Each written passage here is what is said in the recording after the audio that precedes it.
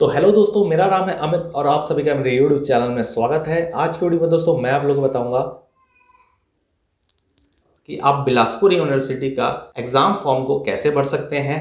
आप इसे अपने मोबाइल से भी भर सकते हैं और लैपटॉप और पीसी से भी भर सकते हैं। अगर नोटिफिकेशन की बात करें तो आप ये फॉर्म को 12/2/2021 से 24/2/2021 तक का भर सकते हैं।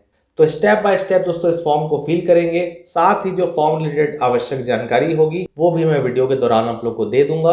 फॉर्म रिलेटेड वीडियो के लिए आप मेरे चैनल को सब्सक्राइब कर सकते हैं और यदि आपके कुछ सवाल होंगे तो आप मुझे नीचे कमेंट बॉक्स में लिख के पूछ सकते हैं। तो चलिए वीडियो को शुरू करते हैं। तो सबसे पहले दोस्तों आपको क्रोम ब्राउजर को ओपन करना है। ब्राउजर ओपन होने के बाद यदि आप इसे मोबाइल से भर रहे हैं तो राइट साइड में जो 3 डॉट है उस पर आपको क्लिक करना है। उसमें क्लिक करने के बाद आपको डेस्कटॉप साइट और मोबाइल साइट करके ऑप्शन जो शो होगा उसमें आपको डेस्कटॉप साइट पे कर लेना है।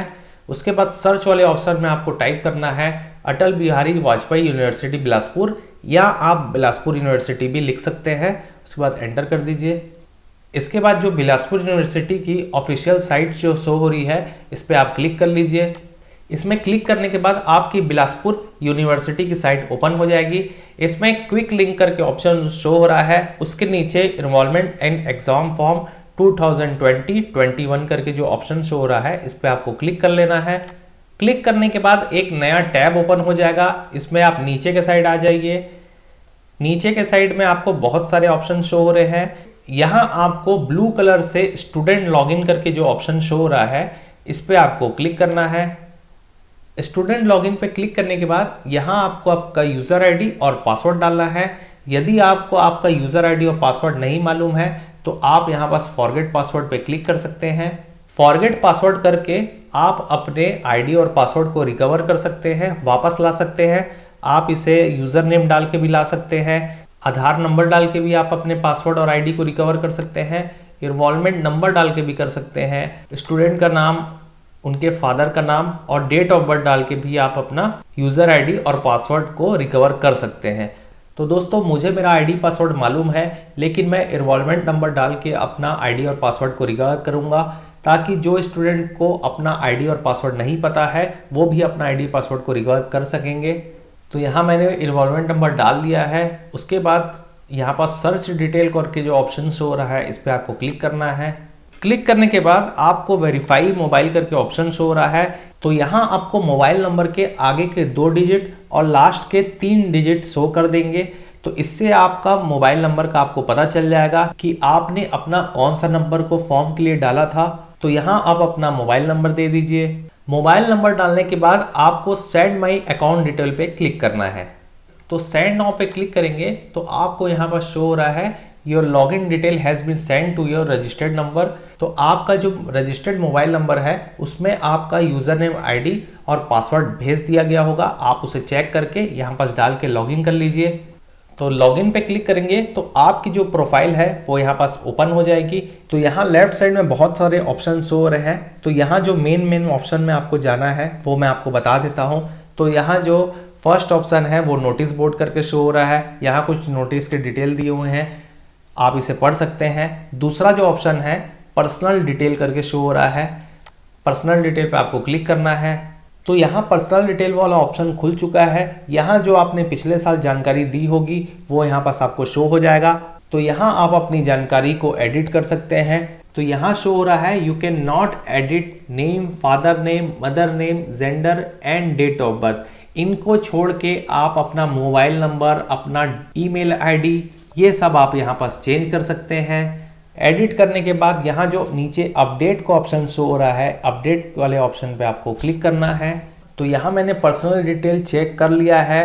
चेक करने के बाद मैं अपडेट वाला जो ऑप्शन शो हो रहा है इस पर क्लिक करता हूँ। क्लिक करने के बाद यहाँ ग्रीन कलर से आपको लिखा जाएगा detail has been update successfully. तो मैंने जो डिटेल डाली थी वो अपडेट हो चुकी है। उसके बाद यहाँ लेफ्ट साइड में प्रीवियस एजुकेशन डिटेल करके 4 नंबर में ऑप्शन शो हो रहा है, इस पे आपको क्लिक करना है। क्लिक करेंगे तो आपका प्रीवियस एजुकेशन डिटेल, पिछला जो आपने पढ़ा है उसका डिटेल यहाँ पास आ जाएगा। यदि आपका डिटेल यहाँ पास नहीं शो करता है तो आप उसे यहाँ पास फिल कर दीजिए। फिल करने के बाद आपको सेव डिटेल करके जो नीचे ऑप्शन शो रहा है इस पे आपको क्लिक करना है। तो यहाँ मैंने अपनी जानकारी चेक कर ली है। उसके बाद यहाँ पास मैं सेव डिटेल पे क्लिक कर देता हूँ। सेव डिटेल पे क्लिक करेंगे तो यहाँ ऊपर ग्रीन कलर से शो हो रहा है previous education detail added successfully. तो ये भी डिटेल हमारी सक्सेसफुली ऐड हो चुकी है।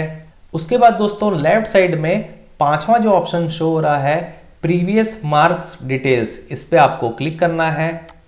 इसमें क्लिक करने के बाद आपके जो प्रीवियस मार्क्स हैं उसका यहाँ पर आपको डिटेल शो होगा। उसके बाद उसको आपको अपडेट कर देना है। अपडेट कर देने के बाद लेफ्ट साइड में यहाँ पर छठवां option upload photo and signature करके शो हो रहा है। तो इस पर आपको क्लिक करना है। तो यहाँ पास फोटो और सिग्नेचर वाला ऑप्शन शो हो जाएगा। तो यदि आपने पिछले वर्ष फोटो और सिग्नेचर पहले से डाला होगा तो यहाँ पास आपको शो कर देगा, और यदि आपने नहीं डाला होगा तो ये दोनों आपको ब्लैंक दिखाएगा। तो आपको यहाँ पास फोटो और सिग्नेचर का साइज दिया हुआ है। आपको फोटो और सिग्नेचर 100 KB से कम की फाइल बनानी है और उसे यहाँ पास अपलोड करना है। अगर आप फोटो पीसी के थ्रू रीसाइज कर रहे हैं तो आप फोटोशॉप के थ्रू कर सकते हैं, और यदि मोबाइल से कर रहे हैं तो पिक्सल लैब या पिक्सल आर्ट करके सॉफ्टवेयर है, उसके थ्रू आप अपने फोटो और सिग्नेचर को रीसाइज कर सकते हैं। फोटो हो जाने के बाद आपको यहाँ पास चूज फाइल पे क्लिक करना है। उसके बाद अपनी फोटो सेलेक्ट कर लेनी है। फोटो सेलेक्ट करने के बाद यहाँ पास जो अपलोड का ऑप्शन शो हो रहा है इस पर आपको क्लिक करना है। अपलोड पे क्लिक करेंगे तो यहाँ आपको ग्रीन कलर का ऊपर यहाँ पर शो हो जाएगा फोटोग्राफ अपलोडेड सक्सेसफुली। तो आपकी जो फोटो और सिग्नेचर रहेगी वो आपकी साइज में अपलोड हो जाएगी। उसके बाद लेफ्ट साइड में सातवां ऑप्शन शो हो रहा है ऐड रिमूव न्यू एग्जामिनेशन, इस पे आपको क्लिक करना है। इसमें क्लिक करेंगे तो यहाँ आपको ऊपर शो कर रहा है ऐड न्यू एग्जाम। आपको जो अपना नया एग्जाम डालना है उसका यहाँ पास आपको डिटेल डालना है, उसकी कैटेगरी डालनी है और कॉलेज सेलेक्ट करना है। तो यहाँ हमने पार्ट 1 के लिए डाला था, अब इसको पार्ट 2 कर लेते हैं।